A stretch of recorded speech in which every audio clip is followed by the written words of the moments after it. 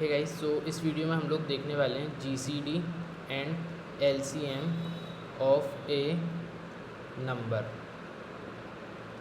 तो जीसीडी और एलसीएम क्या होते हैं? जीसीडी का मतलब होता है ग्रेटेस्ट कॉमन डिवाइज़र और एलसीएम का मतलब होता है लोएस्ट कॉमन मल्टीपल। जैसे अगर मैं बात करूँ 24 और 36 की, तो 24 और 36 का ग्रेटेस्ट कॉमन डिवाइज़र है 12, क्योंकि 12 से 24 भी डिवाइड होता है, 36 भी डिवाइड होता है। और ये दोनों का लोएस्ट कॉमन मल्टीपल है 72। 72 24 से भी डिवाइड होता है और 36 से भी डिवाइड होता है। ठीक है, सो ये है हमारा प्रॉब्लम। अब इसका अपन सॉल्यूशन देखेंगे कैसे करते हैं। हमने बचपन में ग्रेटेस्ट कॉमन डिवीज़न निकालने का एक तरीका देखे थे। ठीक है, कि जैसे अगर हमें 24 और 36 में से निकालना है तो 36 को 24 से डिवाइड कर दो, 1 टाइम जाएगा, 24 12। अब जो रिमाइंडर आया है वो बन जाता है डिवाइज़र, और जो अर्लियर डिवाइज़र था वो बन जाता है डिविडेंड। 12 2 जा 24 और आ गया 0। तो जो हमारा 12 है ये हो गया हमारा जीसीडी। मैं एक बार फिर से समझाता हूँ आपको। जैसे अगर हम बात करें 9 और 12 की, राइट, तो 36 ये दोनों का ग्रेटेस्ट कॉमन डिवाइज़र है, सॉरी एलसीएम है, और ग्रेटेस्ट कॉमन डिवाइज़र है 3। अगर हम बात करें 12 की, 12 9 से कर देते हैं तो 9 1 जा 9, रिमाइंडर 3। अब 3 जो है वो डिवाइज़र बन गया, और जो अर्लियर डिवाइज़र था वो डिवाइडेंड बन गया। 3 3 जा 9 और 3 9 0। तो अगर मैं इसे कोड की लैंग्वेज में समझाऊँ आपको, तो सपोज़ ये N1 है और ये N2 है, तो या यूँ कह लो, हाँ ठीक है। तो एक स्टेप, अगर इससे कोई फ़र्क नहीं पड़ता कि N1 क्या है या N2 क्या है। अगर ये N1 है ना, तो देखिए N2 N1 sorry N2 divisor of N1, ठीक है, ये इनिशियल। फिर क्या होता है एट द एंड, जो N1 है वो डिवाइज़र बनता है, और जो रिमाइंडर है वो डिवाइज़र बनता है, और जो N1 है वो डिविडेंड बनता है। इसे हम एक बार कोड करते हैं, फिर वापस से हम वाइट बोर्ड पर आएंगे, और फिर एक बार जब हमारा जीसीडी कैलकुलेट हो जाएगा ना, तो फिर हम कैलकुलेट करेंगे एलसीएम। ठीक है, तो यहाँ पे हमने 2 इनपुट ले रखे हैं, और इसमें एक चीज़ और आपके मन में आएगी कि पहले हम ये कैलकुलेट कर लेते हैं कि N1 बड़ा है या N2 बड़ा। उसकी ज़रूरत नहीं पड़ेगी। क्यों? क्योंकि अगर देखिए, जैसे अगर हम 9 और 12 की बात करें, तो चलिए ठीक है, 9 हमने मान लो डिविडेंड ले लिया और 12 डिवाइज़र ले लिया, तो ये कितने टाइम्स जाएगा? 0 टाइम्स। तो 12 0 0, रिमाइंडर आया 9। तो एट द एंड क्या होने वाला है, जो डिवाइज़र था वो डिविडेंड बन गया, और जो रिमाइंडर था वो डिवाइज़र बन गया। तो 9 1 जा 9। तो एक स्टेप और एक्स्ट्रा आ जाएगी, तो हम उसके लिए कोई एफर्ट नहीं डालेंगे, हम वो कैलकुलेट नहीं करेंगे कि कौन सा नंबर बड़ा है। तो चलिए चलते हैं, करते हैं code. While N1 modulus of N2 is not equal to 0, क्या करेंगे भाई? इंट रिमाइंडर निकालो। रिमाइंडर कितना है? N1 modulus of N2।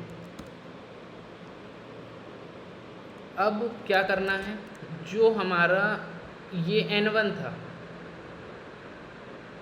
तो N1 में डालना है हमें N2। तो हमने डाले N1 इक्वल टू N2, और ये N2 था, तो N2 में हमें डालना है रिमाइंडर। तो N2 में हमने डाले रिमाइंडर।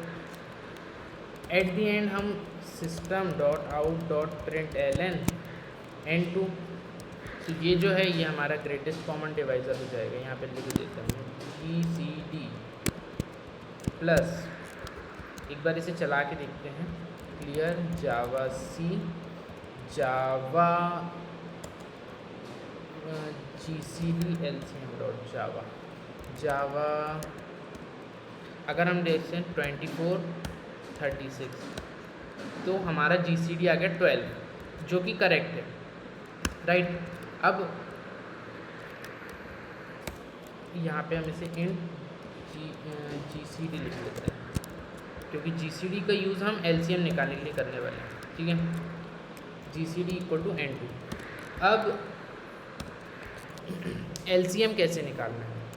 तो LCM निकालने के लिए कुछ नहीं, int LCM equal to N1 into N2 slash GCD। But यहाँ पे एक ट्विस्ट है, यहाँ पे N1 और N2 ना बहुत छोटे छोटे हो गए हैं, ओरिजिनल वैल्यू बची ही नहीं है, क्योंकि हमने यहाँ वाइल लूप के अंदर सब कचरा कर दिए। तो हम क्या करेंगे, यहाँ पर int original N1 equal to N1 int original N2 equal to N2, और यहाँ पर हम यूज़ करेंगे ओरिजिनल N1 और ओरिजिनल N2। तो यहाँ पे इसका LCM हो जाएगा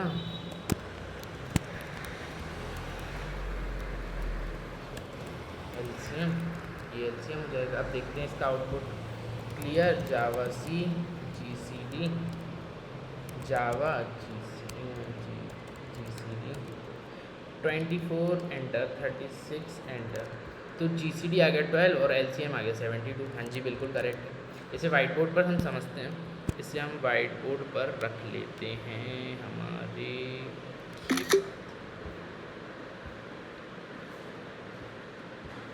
इसे छोटा कर लेते हैं, परफेक्ट। अब देखिएगा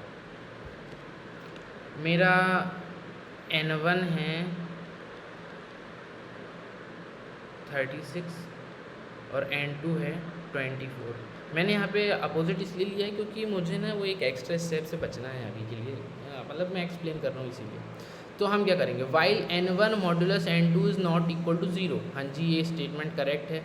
तो रिमाइंडर में कितना डाले हमने, N1 मॉड्यूलस ऑफ N2, मतलब कि 36 में 24 डिवाइड करेंगे तो 1 टाइम्स जाएगा, तो रिमाइंडर कितना है 12। तो ये हो गया हमारा 12। N1 में कितना डाले हमने, अब N1 में डाले N2, मतलब कि N1 में डाले हमने 24, और N2 में क्या डाले, N2 में हमने इस टाइम डाले रिमाइंडर, मतलब कि 12। ठीक है जी। अब ये कंडीशन चेक होगी, क्या N1 modulus of N2 is not equal to 0? हाँ जी नहीं, ये कंडीशन फॉल्स हो जाएगी। क्यों? क्योंकि हमारा पहली बार में अगर हम देखेंगे तो N1 मॉड्यूलस ऑफ N2 कितना हो गया, N1 हमारा है 24 और N2 है हमारा 12। तो इसका मॉड्यूलस लेंगे, मतलब 24 क्या 12 से कम्प्लीटली डिविजिबल है? हाँ जी, 2 बार में चला जाएगा तो 0 आउटपुट आ जाएगा। ठीक है, तो हमारा जो N2 है वो 12 हो गया और वही हमारा GCD हो गया। तो यहाँ से हमें GCD तो मिल गया भैया।